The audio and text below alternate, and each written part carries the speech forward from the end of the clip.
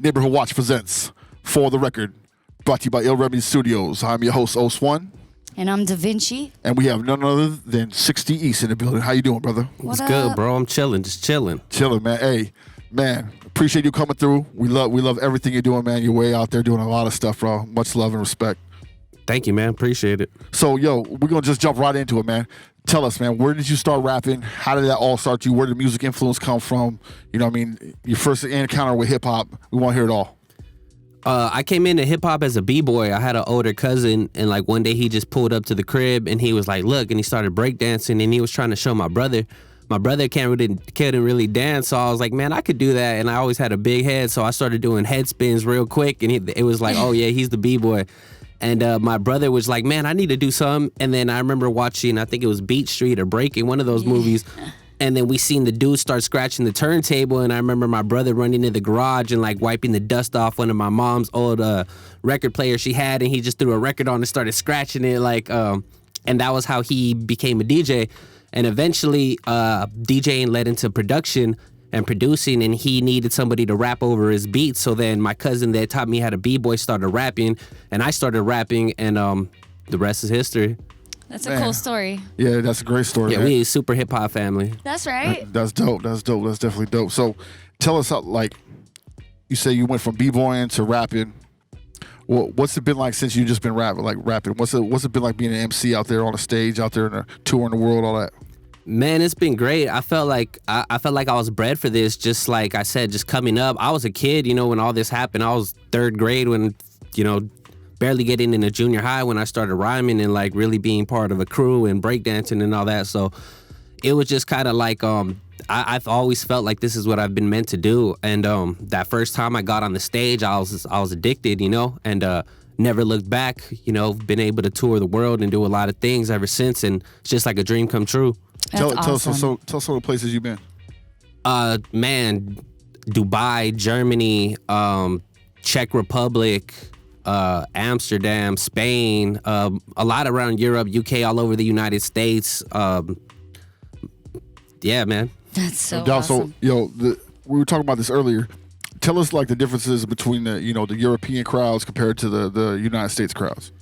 Yeah, I feel like there's still a very old school appreciation out there in Europe. Like there's a reason why like KRS-One and Big Daddy Kane and stuff, like they don't really tour the States, and when they do, it's a little like smaller shows. But when they go to Europe, these dudes are headlining festivals and packing out big venues, just because out there OG hip-hop heads are kind of like rock stars, and out here it's kind of like we forget about our OGs and we're real current and what's hot. And out there I just feel they still have an appreciation for the OGs.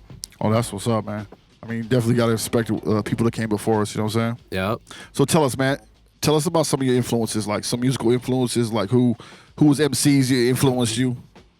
Yeah, I came up on a lot of East Coast rap, man. Like being a kid, I was always into like the lyrical stuff. So early on, I was into Rakim, right. Cannabis, Pharoah Monch, Nas, man, a lot of East Coast dudes, bro. But like that all led down to the Elzhi's and the Black Dots and Fontaines and all that. Yeah, you just had Elzhi at the last Thought Festival, right? Yeah, I mean, Elzhi headlined my very first festival, Yep. and we ended up going on tour together via Ninth Wonder and Jamila Records last year with Crisis when he released the Jericho Jackson project, and now that's like a really good friend of mine and a mentor, and me and him got a lot of shit going on. That's what's up, man. Tell the people, some of the people you work with, man. I know you just said Elzhi, but there's a couple of people that I definitely I like a lot that you're definitely working with. Tell us about that. Yeah, I mean, I got tracks with like Sky Zoo, Blue, Sly Boogie, Cam Meekins. Production-wise, I got a lot of stuff coming up. Crisis, Eric G from the Soul Council, Ninth Wonders team. Curtis King, Blueprint from Rhymesayers, also from Rhymesayers, the big homie Evidence. Just a lot of stuff in the works right now. Okay, so how did you hook up with like Evidence? I mean, I've been running into Evidence like for a while now, just shows and stuff. I ran into him in Amsterdam one time and gave him a mixtape. But like the thing that really popped off was I got to open for him at the Novo, and I had a really good performance. And I caught wind that he caught my performance. So like I had tapped in with him or whatever, and he was just like, yeah, man, let's build. And yeah, that was it. That's what's up, man. That's what this hip hop shit's all about, man. It's about connections and community and all that shit. Yep, no doubt. So this project you got coming out, right? You got a project coming out. Tell us a little bit about that. Yeah, completely produced by the big homie Curtis King. It's an EP. It's the third in a 4-part series that I'm doing called the Freeway series that I've been dropping. The first one was produced by the big homie Omega. Second one by the homie Feel the Pain. And this next one's produced all by Curtis, representing the home team. We got a couple of dope features on there, including Fashawn and the big homie Afro. I ain't really announced much, so you guys are getting like the first everything right now. Thank that's you. what's up. Yeah, You're no looking doubt. on them exclusives, man. We Yeah. love So that. that's coming out real soon, man. All right, and the first track you're gonna do is off that project. Nah, there's an old school track off the Freeway series Part 2 with the homie Feel the Pain. It's called Almost There. Okay, what's that track about? Man, I was having a lot of success, the past couple of years, and I just kind of wanted to kind of make like a highlight reel and just kind of let people know some of the things that I've been able to do and just kind of show my appreciation and let people know that, I'm on the right track, and just kind of letting myself know, like, you've done these things, and just kind of like putting it out there. And the music video was crazy because we took a camera on us around Europe a couple times, and it just shows the grind and show us putting in all that work around the country, around Europe and stuff like that. And just letting people know, man, we almost there. That's right. It's dope, man. Well, yo, man, appreciate you a lot, man. Definitely, shit, you is almost there. I'll tell you that. Good luck, bro. This is Neighborhood Watch presents For the Record, brought to you by El Remedy Studios. This is 60 East with Almost There.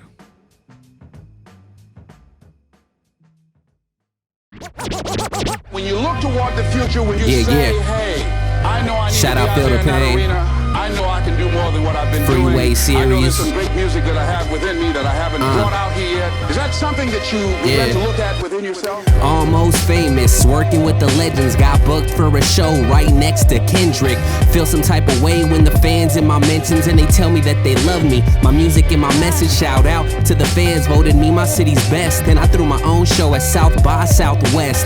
Still in the hood, but put away the pistols. We heading to Atlanta, A3C official. Living my dream, can't even imagine this. Backstage smoking weed, chilling with cannabis. Fans going crazy, asking where the album is, and I just took a flight. Sitting next to Alchemist, toured the West with Joel Ortiz, and I just came home from a tour overseas. They know my name in London, Barcelona, and Madrid, and I never thought I'd make it this far as a kid, but we ain't there yet, but we almost there.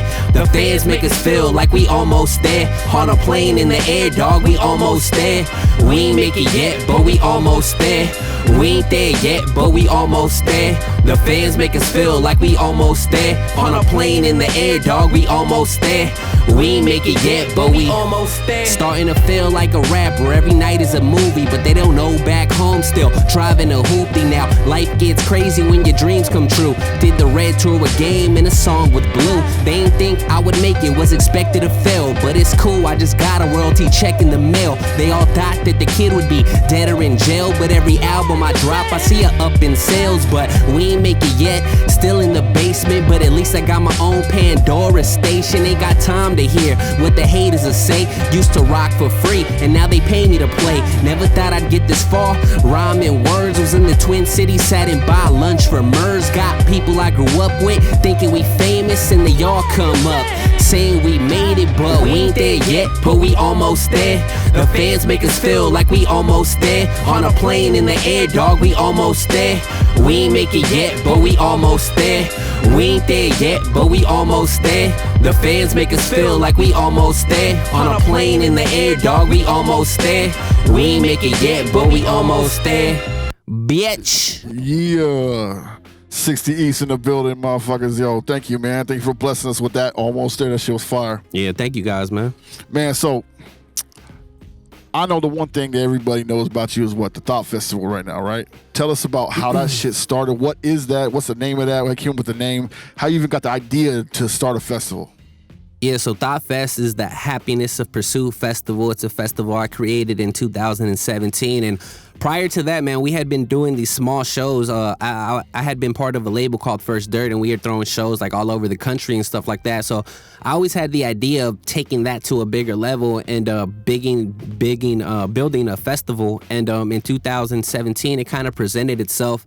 my brother-in-law had purchased like a bar in Ontario, and I had started throwing little shows there, and every time, like, you know, we did pretty good, sold out the show or whatever. And he approached me and was like, yo, man, we should try to take this to another level. Like, would you be down to throw a show in the parking lot? And I was like, yeah, I'll give it a try. And the first year, it was just literally me all by myself pulling together everything I could. And it was dope. It wasn't like a sold out crowd or anything, but we made an impact on the community. Everybody that was a part of the show was like, yo, this has potential. And you know, a year later, I stuck to it, invested a little more time, a little more money, and we were able to build it up, bring in some more headliners, and it grew. It nearly doubled in size. So then I attempted to switch the seasons, and we tried to do it again 6 months later, and again it doubled in size. So now it's, you know, an every 6 months thing. We got the next one coming up in October. It's the biggest lineup that we've had yet. Tickets are moving, and it's just crazy how everything has just grown organically. But it was really just all a dream in my head at one point. That's dope. That's the key part right there. It started off in your head as a dream, man. Yep. That's what's up, man. That's what this hip hop shit is all about, yo. You know, taking something that you come up with yourself and watch it grow into something else. You know what I mean? Yep. That's dope, man. That's definitely been something for the community. If y'all ain't checked that out yet, man, make sure you go check out the Thought Fest. Man, we'll be there. Appreciate that, bro. Putting us on that. Yeah, no doubt. So we want to talk a little bit about this, about like how the community's evolved around your festival. You know what I'm saying? You talk about Elzhi was one of your first headliners. You've had Sick Jacket. Tell us about some of the headliners you had and how that's all changed and how that's all grown. Yeah, we've had Greaves, Obi Trice, Fashawn, Sick Jacket, Conway, Benny the Butcher, Sky Zoo, Ciroc. This year we got Murs, we got Havoc of Mobb Deep, Blue in Exile, R.A. the Rugged Man, Crooked Eye, Crime Apple, Choosy, Dope. Self Provoked, Curtis King, myself, Dirty Birdie, Satire. It's crazy, man. Just every year we've been able to add more names, bigger names to the lineup, and that's gonna be sick. Every year as like I've grown as an artist, my relationships grow. So like last year I was on tour and I got to meet, you know, I actually met Conway and Benny on the tour when we were in Buffalo, and like they were super dope. I was in the studio and I kind of just seen what they had coming and where they were going, and just based off like building that relationship, I was like, yo, I want to bring you guys to the festival in April, and you know that's kind of how that happened. And every year I just kind of meet new people as I'm building myself, and I invite them to be part of the festival. And as I was saying, like originally it was just me by myself, but then people like Noah James and Lisa J, who've been big part of the IE, they were like, yo, we want to help out. We see what you're doing. Same thing with Platform Collection. They've always helped what I've been doing, and they were like, yo, we see what you're doing, and we can see you need help, and we're willing to help. So yeah, big shout out to Brick to Your Face and Platform Collection. Huge shout out to them. So now it's basically just us, you know, that we're the ones throwing the show. They've played a huge part in the success of the show. So huge shout out to everybody at Platform, Chris, Noah, Eddie, Lisa. Root, Noah and Lisa, I'm telling you right now, Lisa's the golden goose, man. She's low. Oh yeah, Lisa's a monster. Yeah, bro. a monster. Much love to them. They definitely gave me my start out there in the IE. I love them a lot. Yeah. But yo, you got this next track coming up. It's called Grateful, right? Yeah. And what project is that off of? Grateful is off the Freeway Series Volume 1, produced by Omega. Oh, shout out to Omega, OG Omega. That's the big homie right there. Dope. So what, besides, you know, obviously the name's Grateful, but what's the song about? Kind of the same thing as the last track, just an appreciation, just being grateful for the little things in life, not even necessarily the success that I've been able to have, but technically like the things that we overlook, like really being the main able to breathe and like yeah, exactly. I actually say that in the song, and there was one incident that kind of influenced the song, and I was driving around the city, and I was like, it was drop day. I'm a big shoe head or whatever, and these pair of shoes had dropped, and I was mad that I couldn't get them, and I was like, man, you know, why can't you get these shoes, whatever. And I pull up to a red light, I look to the corner, and I see a dude, you know, around my age, and he didn't have any legs, and he was in a wheelchair. And to me, that was kind of like God's way or the universe's way of telling me, like, yo, you need to be grateful for the little things and the things you do have, and stop worrying about like the superficial things and all the extra shit, and just really appreciate what you have, you know? That's true. That's real shit, man. Definitely got a good head on your shoulders, brother. Appreciate Thank you, man. Everything. You can bless us with this track right now. So We're grateful for this track. yeah, Hey. word. Neighborhood Watch presents For the Record, brought to you by Ill Remedy Studios. This is 60 East with Grateful.